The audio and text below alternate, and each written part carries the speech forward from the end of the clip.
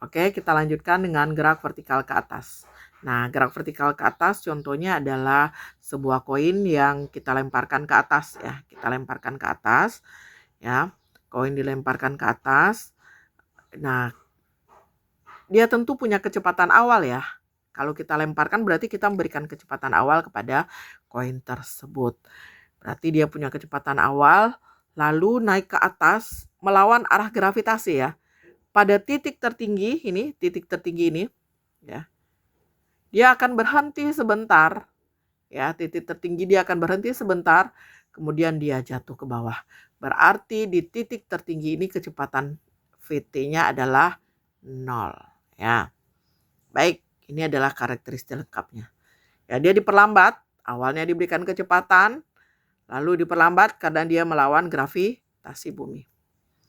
Lalu, ya betul, arah percepatannya bernilai negatif.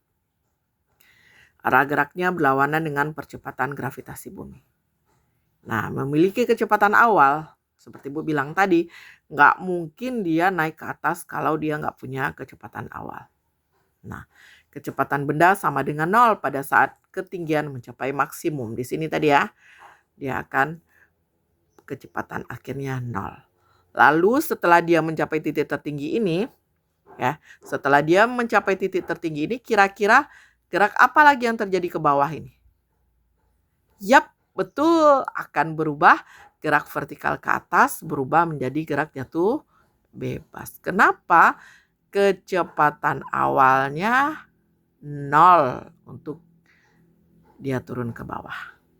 Oke. Nah, sehingga rumusnya sama karena dia termasuk GLBB, maka rumus GLBB di sini ya, kita tulis. Rumus GLBB. Lalu untuk gerak vertikal ke atasnya,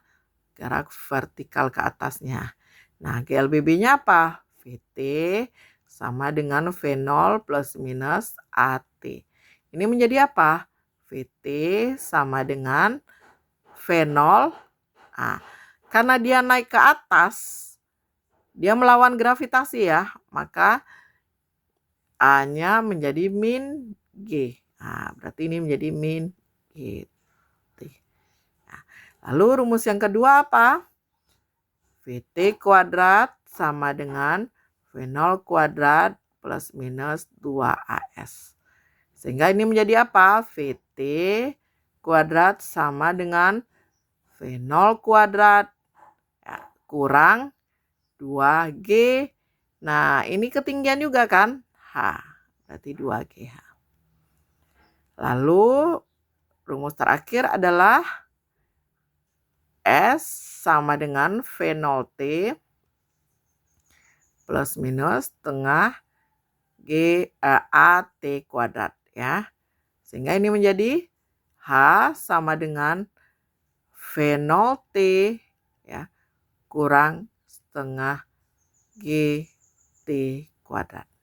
Nah, lalu ketika mencapai titik tertinggi ya, H-nya maksimum ya.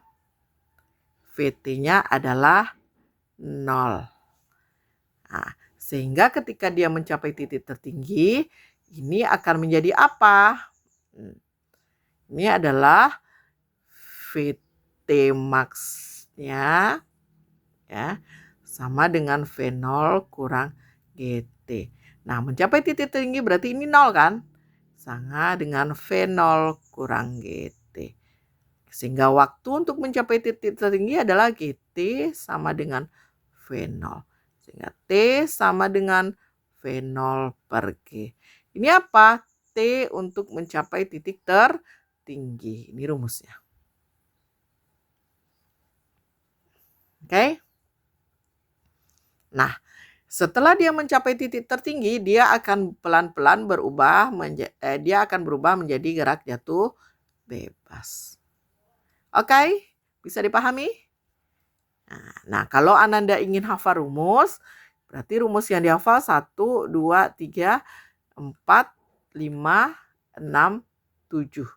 Nah, tambah tadi dengan gerak vertikal ke atas, gerak jatuh bebas juga. banyak rumus, 12 rumus, tapi Ibu tidak sarankan kalian ngafal rumus, Ibu hanya sarankan kalian untuk mengingat konsepnya. Ini ya, ini rumus untuk kalian kalau kalian ingin ngafal, tapi Ibu nggak sarankan. Oke, untuk contoh soal nanti kita lanjutkan di sekolah.